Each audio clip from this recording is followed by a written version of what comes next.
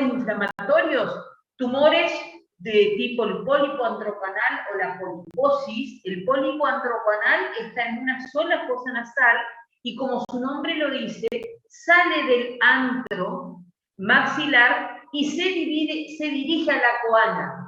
Es habitualmente unilateral. Los quistes de retención, granuloma mucognóstico y el granuloma colesterolínico.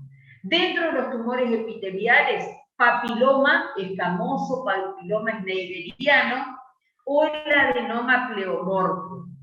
Dentro de los no epiteliales, osteomas, condromas, fibroma ossificante y displasia fibrosa. Dentro de los que afectan a los tejidos blandos, ahí tenemos uno que es el fibroangioma juvenil, que realmente merece un capítulo aparte. Los hemangiomas, hemangiopericitoma, hemangioma capilar lobular, tumores como les mencioné yo, y la fibromatosis agresiva. Y dentro de los que están en tejidos vecinos, como ser odontógenos, neuroectodérmicos, meningiomas y también los teratomas. ¿Cuáles son los signos de un tumor maligno o los síntomas?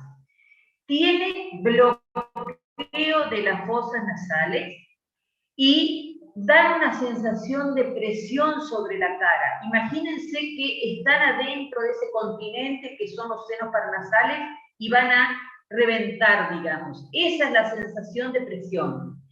Tienen epistaxis, hay una formación que está presente o una herida nasal, tienen cefaleas frecuentes o dolor en la región paranasal, dolor de oído homolateral e hipoacusia, dolor, tiene dificultad cuando afecta al trayecto o la cavidad orbitaria para la motilidad ocular, suelen tener diplopía, dolor en los dientes superiores cuando afecta la región maxilar, cuando afecta el bulbo olfatorio, pueden tener anosmia y acá hay algo que tienen un signo que es característico, que el hueso en un tumor maligno se erosiona. En un tumor benigno, el hueso se sopla, se adelgaza, pero el continente óseo queda. Entonces, el tumor puede crecer, pero el continente óseo queda. Cuando es un tumor maligno, el tumor crece y va comiendo el continente óseo. ¿Está? Eso es una característica que por imágenes uno puede ver claramente y decir, esto es un tumor maligno o esto es un tumor benigno. El benigno sopla el hueso, el maligno come el hueso. ¿Cuál es el diagnóstico? Por la radiografía o por la endoscopía vemos la presencia del tumor. Tenemos que hacer una biopsia de la lesión y hacemos un examen que comenzamos con una tomografía axial y coronal computada. Continuamos, si es necesario, con una resonancia nuclear magnética, le pedimos con y sin gadolínio, y si es necesario, para ver posteriormente a un tratamiento, si hay diseminación o si hay persistencia, le pedimos un PET. ¿Y cuál es lo fundamental acá? El tema de la anamnesis, porque nosotros cuando vemos un paciente que tiene una tumoración endonasal, tenemos que hacer la anamnesis porque ello nos habla mucho. Si están trabajando con asbesto o con algún otro elemento que sea predisponente de una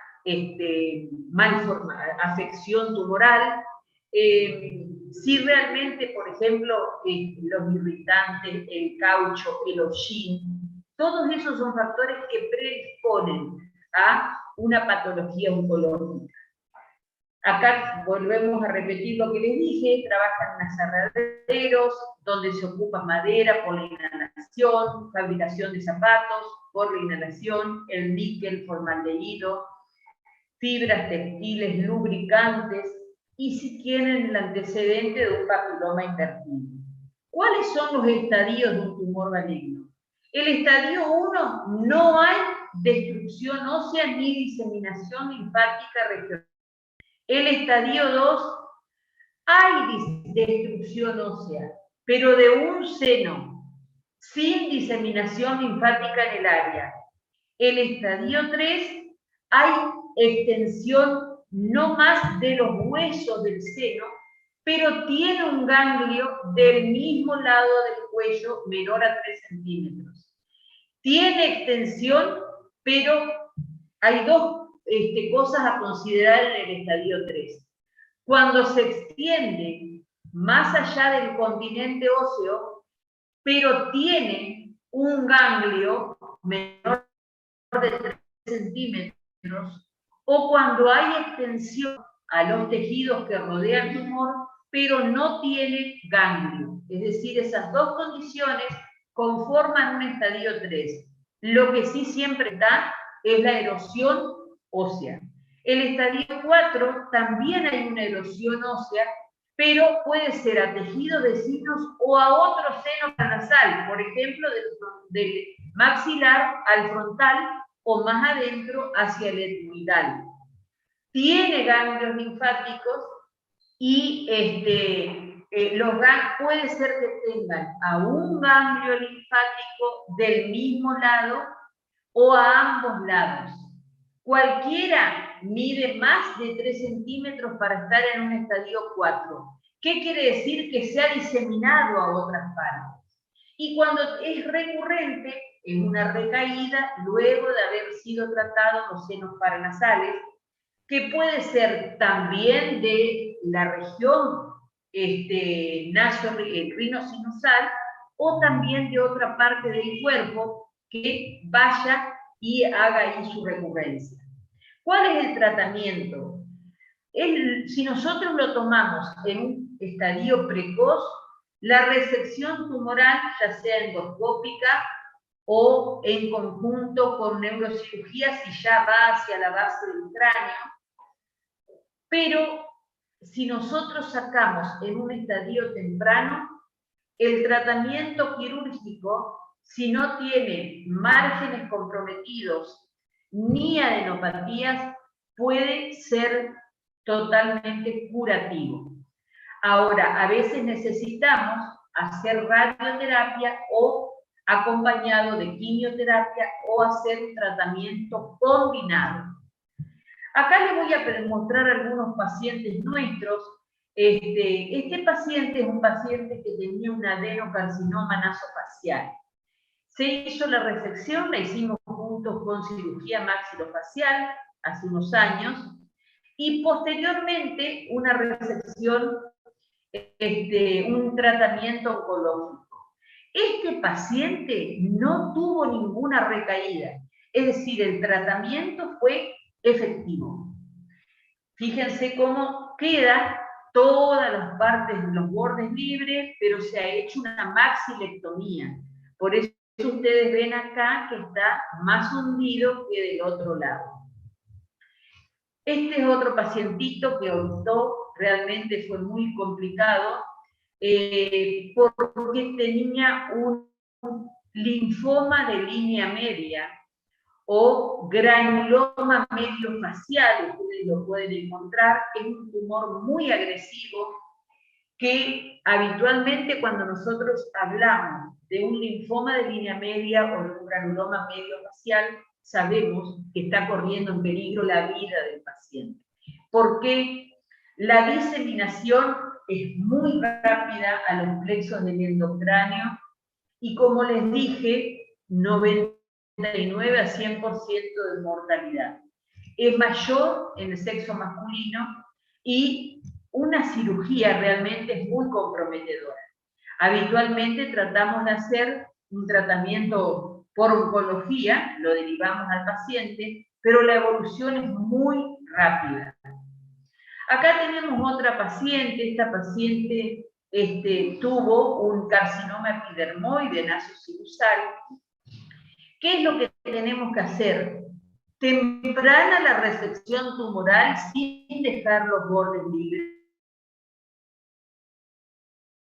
coadyuvante oncológico si lo requiere. Esta paciente fue a una cirujana plástica, a una médica estética. Entonces le dio primero unas cremas, luego volvió a crecer, la manda a una cirujana plástica, le sacó parte de la lesión, vuelve a crecer, tercera resección, y el paciente siempre quedaba con un resto tumoral. Va a cirugía maxilofacial, con él lo operamos y realmente se sacó la totalidad, pero ya tenía alteraciones a nivel de los ganglios. Por lo tanto, fíjense que si esta paciente no hubiese demorado tanto tiempo en la resección total, hubiera tenido una sobrevida mucho mejor. Esta paciente fue al hospital italiano y le colocaron ahí una prótesis que se la sostenía con los anteojos. Era una señora divina, pero terminó acá sus últimos días con una miasis agregada, realmente algo indigno, pudiendo haber sido solucionado si uno tomaba desde el inicio al toro por sus astas, digamos. Acá tenemos otro trauma nasal vasocelular. Este es un paciente con una lesión a nivel de la nariz, este es un paciente del consultorio, esta es otra paciente, una de menonita que venía desde Chaco, lesión epidérmica nasal, se le hace la biopsia y el tratamiento oncológico. El esthesioneuroblastoma. Esta es otra paciente, fíjense, yo le miro y tenía esta lesión, igual ni más ni menos al caracú que ustedes ven en el osobuco. Pero le toco la nariz y tenía esta deformación. Por lo tanto, deformación nasal es un signo, ojo, de tumor maligno. Y, no se ve acá la tomografía, se notaba claramente la erosión de la rama ascendente del maxilar y el hueso propio de ese lado.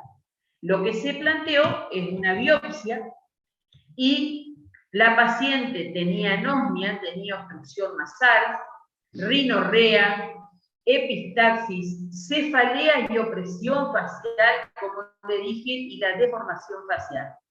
Con todas estas cosas que estuvimos hablando, ustedes tienen que pensar en un probable tumor maligno. Ahora bien, vamos a los tumores benignos. También comenzamos con la rinocopía, presencia del tumor, hacemos la biopsia y si podemos ya, hacemos la resección total. El examen radiológico es el mismo, tomografía computada en cortes axiales y coronales. Hoy por hoy pueden pedir un corte sagital, resonancia nuclear magnética con y sin gadolinio, pero vuelvo a insistir lo que les dije al principio. En un tumor benigno el hueso está intacto, está soplado, está adelgazado, pero está presente. Sin embargo, en el tumor maligno el hueso está comido. Lo fundamental es la anamnesis. Recordemos que recién estuvimos hablando la exposición a distintos factores predisponentes, como el asbesto, el hollín, la madera, todas esas cosas que predisponen a un cáncer. Acá los antecedentes son diferentes. Tienen antecedentes de alérgica, tienen antecedentes de patología rinosinusal recurrente, que obstruyen el ostium. Entonces, esos factores a nosotros nos van a hacer pensar en los tumores benignos. El tumor benigno que más se suele ver es el mucocele. Es un tumor dentro de los senos paranasales. Acá más frecuentemente se dan en el seno frontal, en el maxilar y en el esternón. Se origina, como recién les mencioné, se obstruye el ostium de drenaje. de un seno paranasal. Acumulan secreciones adentro, van dejando la pared fina por tensión y se extralimita al seno. Difícilmente salga, excepto cuando puede llegar a salir por el ósculo. Tienen un contenido mucoide y pueden infectarse produciendo un piomucocele. ¿Estamos? Lo que sí es que son clínicamente asintomáticos hasta el momento en que ya presentan esta sintomatología, porque puede tener palpación, porque la pared es una lámina, pero está conservada, entonces ahí consultan. El tratamiento es clínico por la rinoscopía, la palpación es una palpación remitente, tomografía de macizo facial, como les dije, el tratamiento endoscópico es el ideal. Pero si no se hace quirúrgico convencional, por cirugía de Calver-Loop o por incisión en la arcada superciliar, antibióticos si está infectado previo a la resección. Esta es una paciente nuestra. Fíjense lo que les decía. Ella consulta por esto. A la palpación es remitente. Tiene todavía tabla ósea frontal. A la tomografía vemos la apariencia de este mucocele. ¿Y qué hicimos con ella? Una incisión en la arcada superciliar que no le quedó ninguna cicatriz porque las cejas lo cubrieron. Ahí directamente sacamos esto y después le dejamos como un tutor hecho con Silastic, que era un tubo, y se abre como un paragüita arriba.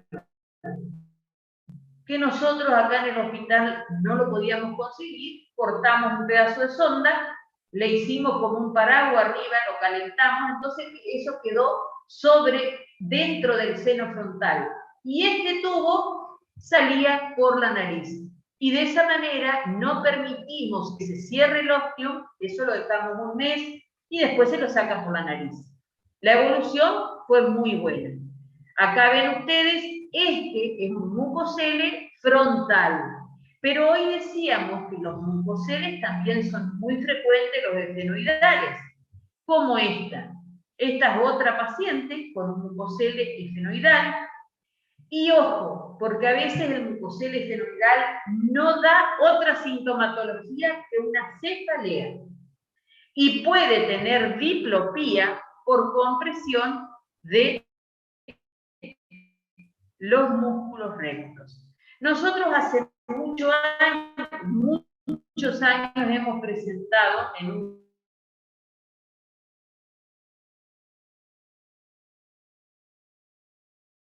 paciente tenía diplopía, pero luego de la resección quirúrgica se fue todo a la normalidad, siempre conteniendo las paredes óseas. Bueno, acá tenemos este mucocele frontal, es de la pacientita que les mostré hoy. Fíjense cómo acá tienen este otro mucocele efenoidal. El mixoma es un tumor odontógeno muy raro y hay que hacer el diagnóstico diferencial con el sarcoma, pero fíjense cómo conserva las paredes. Esto no es paciente nuestro, se lo puse para que ustedes lo vean, dan deformación facial y se extrapone a los tejidos vecinos. Acá vemos a los 18 meses de la resección ese pacientito que habíamos visto recién. No tiene la deformidad acá como tenía al inicio. Este es otro tumor endonasal, fíjense cómo ocupa totalmente la fosa. Nosotros, hasta no hacer la resección posterior a una tomografía, no podemos decir de qué estirpe se trata. Acá tenemos otro paciente nuestro, es un condroma nasal, esta es la tomografía, así se lo ve, es diferente a un pólipo, es infrecuente en cabeza y cuello, pero da una obstrucción nasal. Como el moco no puede salir hacia adelante, da una rinorrea posterior, y como se va hacia atrás y comprime al bulbo olfatorio, dan hiposmia y, lógicamente, sensación de opresión en toda la zona. Esto es el condroma que nosotros sacamos después de la resección. Se lo ve así de grande. Este es un paciente del privado y el paciente recuperó totalmente la alteración olfativa y la sensación de opresión. Fíjense lo que era, realmente muy grande el tumor. Papiloma nasal invertido. Ustedes lo ven así. Realmente a este paciente hay que hacer una resección. Como les dije hoy, nace una pared lateral nasal en la altura del meato medio paranasales, de ahí crece, produce una obstrucción nasal del mismo lado, es más frecuente en adultos varones, y ven que el color es una cosa medio, no es rosado, sino que es más bien blanco, amarillenta, marrón, y puede malignizarse, sí. Por eso es que el papiloma nasal invertido debe tener una resección total, donde dejamos parte del tumor, se puede malignizar, además que es muy recidivante. Acá vemos, este paciente tenía una hiposmia, tenía rinorrea posterior, y miren las características que se ven. Este es el papiloma que le sacamos, cerca de 10 centímetros. Ven la forma que tiene, ahí probablemente estaba en el ostium. Todo esto está dentro de los senos paranasales. Muy bien. El tratamiento, la resección quirúrgica completa y ampliada. ¿Qué quiere decir ampliada? Si nosotros vemos que tiene una parte de la ósea que está muy adherido, tenemos que tratar de resecar esa parte ósea.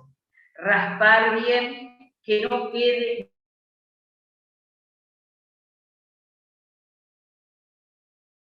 dije hoy, mejor por endoscopía rinosinusal. Bueno, esta es una poliposis. Como ven acá, es color blanco-rosado, no tiene nada que ver con lo amarillento. Son benignos, pueden crecer y obstruir totalmente las fosas, dan síntomas molestos. ¿Por qué? Porque permanentemente tienen la nariz tapada, tienen alteración del gusto, de velocidades nasales, hay aumento de las secreciones y la etiología es alérgica, pero puede ser desconocidas. Pueden haber inflamaciones que se repiten de las fosas nasales o de los senos paranasales. Y acá tenemos que tener claro algo. Cuando ustedes ven un paciente con una tumoración blanco-rosácea endonasal, no dejen de preguntar si consume aspirina y si cuando consume aspirina no tiene estas presentaciones. Y si les dicen que sí, sí, doctora, yo tomo aspirina y después de la aspirina se me tapa la nariz, me chorrea agua por atrás. Bueno, ahí estamos en presencia del síndrome de Vidal, que se produce por intolerancia a la aspirina con poliposis nasosinusal. Por lo tanto, hay que sugerirle que no use aspirina. El tratamiento, como dijimos, la cirugía endoscópica o microcirugía endonasal, o una antialérgicos y preventivos para la alergia. ¿Cuándo lo pensamos? Cuando hay osmonia por compresión en el techo, en el bulbo olfatorio, sinusitis recurrente, antecedentes alérgicos, pero siempre lo confirma la anatomía patológica. La tomografía, como dijimos, este es un corte coronal, pero pedimos también axial y podemos pedir sagital para ver exactamente acá los ostium. El ostium, así como decíamos nosotros, que yo les decía, la fisiopatología de la otitis media va a partir de la trompa de Eustaquio. Una buena ventilación de la trompa nos permite ventilar y drenar el oído medio. Acá estamos en lo mismo. Una buena ventilación del ostium las secreciones de todos los senos paranasales. Por lo tanto, al drenar las secreciones, esto tiene que estar amplio y de paso se ventila. Cuando hay una obstrucción del ostium, ahí está, se desencadena toda la fisiopatología de la poliposis y la parte rinosinusal. Acá ven con una tomografía y acá ven la presencia en una fibroscopía. Miren este pólipo. Este, aunque no lo crean, es un pólipo. Es rosado, el paciente no podía respirar, esta es la resonancia, y realmente no es un tapón, es un pólipo. Acá ven ustedes cómo se ve, que va hacia adelante, dejando atrás libre, acá lo ven de vuelta, y a este paciente se le hizo una perfusión con láser, permitiendo de esa manera que pueda respirar, mejorar la calidad de vida, y en una segunda instancia se la sacamos a toda la patología tumoral. La tumoración, este es otro paciente que lo tenemos hasta el día de hoy. Él lleva 3 embolizaciones, trabajamos en conjunto con el Instituto de Cardiología, y acá ingresó hace aproximadamente 1 mes y medio con una hemorragia terrible, que tuvimos que ponerle una coger directamente acá, una pinza de coge, que con esa pinza lo mandamos al cardiológico para que lo reembolicen, pero imagínense, era un charco de sangre. Hoy está peor. Nosotros propusimos la resección con láser, la vio en ese momento una médica y nos la autorizó el ministerio. Bueno, conclusión, sigue creciendo el pobre paciente y se lo sigue embolsando. Pasa un tiempo y vuelve a sangrar. Acá ven cómo se nota la REP o la malformación arteriovenosa que presenta. Acá vemos cómo está, todo está en una araña, y acá cómo está posterior a la embolización. Esta es otra paciente nuestra, Margarita, con un síndrome de Gordon-Walls, que es una patología benigna. Son quistes odontógenos con retención de molares. A su vez tienen quistes también en el maxilar inferior, y tiene lunares que pueden malignizarse. También tienen amenorrea. Es un trastorno hereditario autosómico dominante. A Margarita le hicimos una sinusotomía convencional o cirugía de Cadver-Loop. A este lo hice con cirugía maxilofacial y luego se le colocó una placa porque fue muy grande la osteotomía anterior para sacar el molar entero. Nosotros de este síndrome tenemos 4 pacientes operados con el mismo tipo. Empezamos con microcirugía endonasal, se termina con una cirugía convencional. Acá tenemos otro paciente con un osteoma. Habitualmente los osteomas no dan síntomas, son hallazgos casuales, excepto que se apoyen justo en el óseo. Generalmente son frontales y dan cefaleas ocasionalmente. La resección quirúrgica, si es sintomático o si ha crecido, se la realiza. Si nosotros hacemos controles anuales, está en el mismo lugar y no crece, no es necesario la resección. Esta es otra paciente de acá del hospital. Desgraciadamente, como suele ocurrir con el musgo negro, tipo de mortalidad también muy alto, y fíjense la deformidad facial. Una paciente siempre tiene de base, por ejemplo, una leucemia o una inmunodepresión, diabéticos, inmunodeprimidos, y miren cómo va quedando de color negro, y de la misma manera que erosiona hacia afuera, van erosionando hacia el interior. Acá tenemos otro hongo, un micetoma. Las características de esto es que tienen en la tomografía 2 densidades distintas de color. Cuando lo pensamos, inmunodepresión, alteración del estado general, como les dije, diabetes, leucemia, son alteraciones inusuales que a pesar de múltiples tratamientos persisten. Y una lesión negruzca, es progresiva y es rápida. Acá tenemos otra cosa que es más habitual y que no es tan maligna, digamos, que es la desviación septal. Miren cómo se desvía y así lo ven a la desviación septal.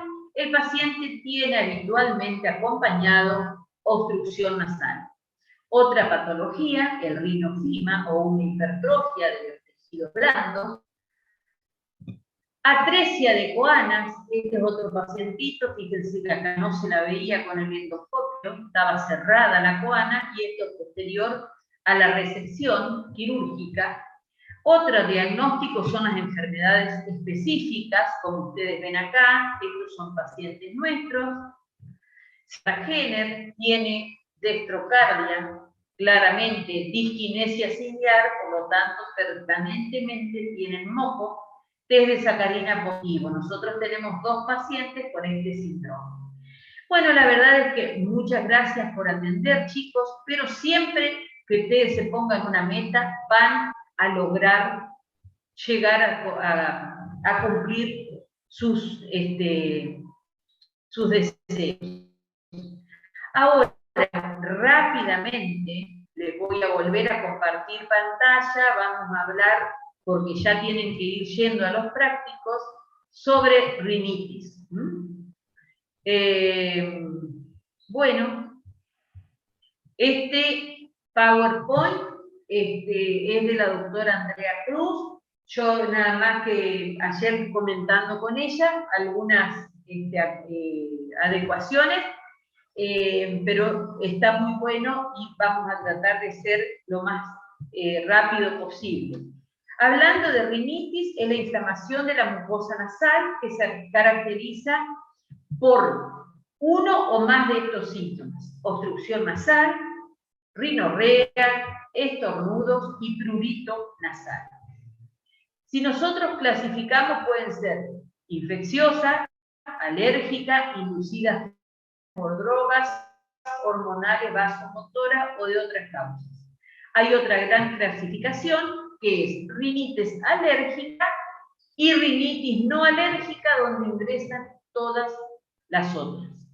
Dentro de las víricas, los más frecuentes, rinovirus, coronavirus y el virus sincicial respiratorio. Dentro de la bacteriana, estafilococos, streptococos, hemófilus y la moraxela como agentes causales más frecuentes. Dentro de la alérgica, a su vez va coincidente con la clasificación inminente, persistente, ocupacional o intermitente y persistente.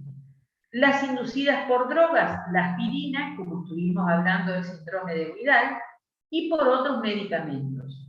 Hormonales, nos dan una ingurgitación, vasomotoras, nos dan una ingurgitación vascular intermitente de la mucosa con rinorrea acuosa y estornudos. Y hay otras causas como ser irritantes, alimentos. Lo bien es que tenemos que hacer un diagnóstico diferencial con pólipo, rinorrea proveniente de líquido cefalorraquídeo. Para eso hay que poner al paciente en una posición de propina con, si tienen simplemente un pedazo de papel absorbente, como habrán usado, que en mi época era el papel secante, cuando se nos echaba la tinta, con eso mismo ustedes pueden poner al paciente con la cabeza hacia abajo y ponerle una tirita. Y ahí ustedes van a ver la coloración típica, y si es un goteo que viene coincidente con los latidos, o si es persistente, como es en el caso de una alergia. Disquinesia ciliar, como recién estuvimos hablando, en el caso de el síndrome con la dextrocardia, que tiene disquinesia ciliar, hipertrofia adenoidea y otro tipo de alteraciones. La rinitis alérgica, entonces, es la condición inflamatoria de la nariz que se produce en respuesta a una reacción por inmunoglobulinas del tipo E, pero para ello es necesario siempre que esté el alergeno que desencadena ese proceso de respuesta inflamatoria. La rinoscopía, hipertrofia del cornete nasal inferior, es lo más típico.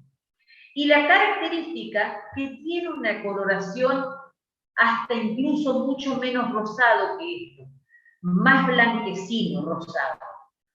Pero es típico ese tipo de hipertrofias.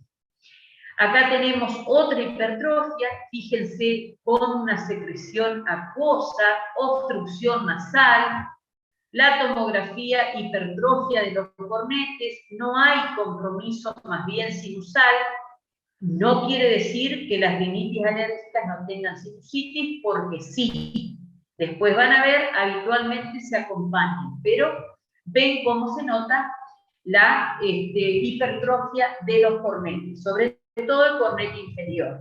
Miren lo que es esto, una hipertrofia turbinal clara, que muchas veces, sabiendo de que es alérgica para mejorar la calidad de vida, requiere la resección o hoy en día no se hace la turbinectomía, donde se sacaba todo el cornete con una tijera, se dejaba una gran cavidad, pero el tema es que eso muchas veces predisponía a la oscena o gran cavidad con secreciones costrosas, olorosas, que no tienen recidiva, no tienen resolución, queda así el paciente. Hoy por hoy contamos con otras técnicas como la radiofrecuencia, donde se realiza una turbinoplastia, no se saca todo el cornete, se lo achica, y de esa manera se abre el canal respiratorio. Ven acá cómo esta afección sí tiene en este lado un compromiso sinusal. ¿Por qué? Porque afecta el ostium. Muy bien. Dentro de la etiología pueden ser agentes alérgicos que pueden dar una rinitis estacional o perenne. La estacional puede ser por las gramíneas, los árboles, los hongos, las malezas, la floración de un determinado, de una determinada planta, y las perennes, ácaros, hongos, las cucarachas, los gatos, los perros. Recién, por ejemplo, viene una chica, en el barbijo negro se le veían los pelos blancos. Entonces le pregunto, ¿vos tenés mascota? Sí, sí, tengo. ¿No duerme con vos la mascota?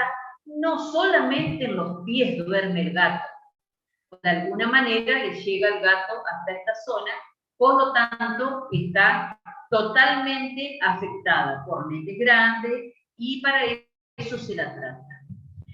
Bien, los alergenos son múltiples, hongos, mascotas, como dijimos recién, alimentos, las cucarachas, el polen de la floración y el polvo que se está en los ambientes producidos también por los ácaros.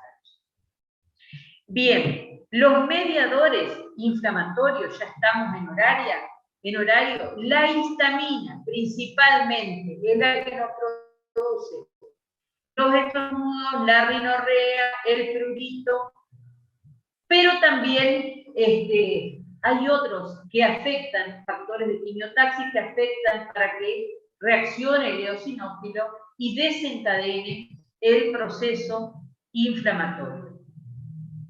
Las alteraciones funcionales y la calidad de vida de la rinitis son muy importantes, porque tienen alteración del sueño, disminución de la capacidad de concentración, lógicamente porque todo el tiempo están con la nariz tapada, no pueden ventilar bien, por lo tanto eso los retrasa en la concentración, en el tiempo de labor, en el tiempo de realizar las tareas escolares, están muy irritables, limitados en sus actividades, consecuentemente traen pérdida del olfato y del gusto, y también en pacientes que tienen que estar permanentemente hablando con gente, les altera su actividad laboral por todo lo que acabamos de mencionar.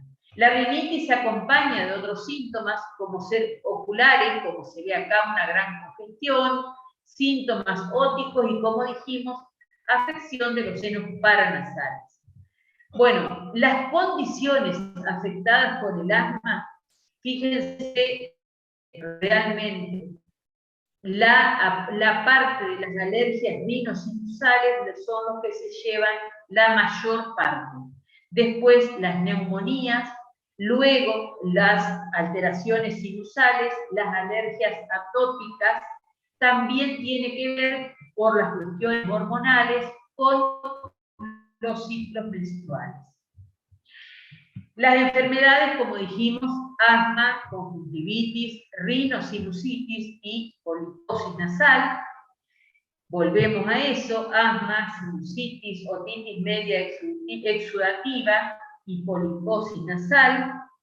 Y el diagnóstico con la clínica, con la rinoscopía, con radiografías simples, tomografías computadas, y a veces es necesario para un diagnóstico diferencial resonancia nuclear magnética. Hacemos la nasofiloscopía o endoscopía rígida. Acá ven ustedes el pólipo dentro de la fosa nasal a través de una endoscopía, a través de la tomografía, fíjense cómo acá tiene relación con esta ocupación a nivel de los senos paranasales. Acá tenemos otra formación que está en relación con la tomografía. Fíjense siempre la parte, el color nos habla mucho. Si es un color blanco rosado, pensamos en un pólipo alérgico.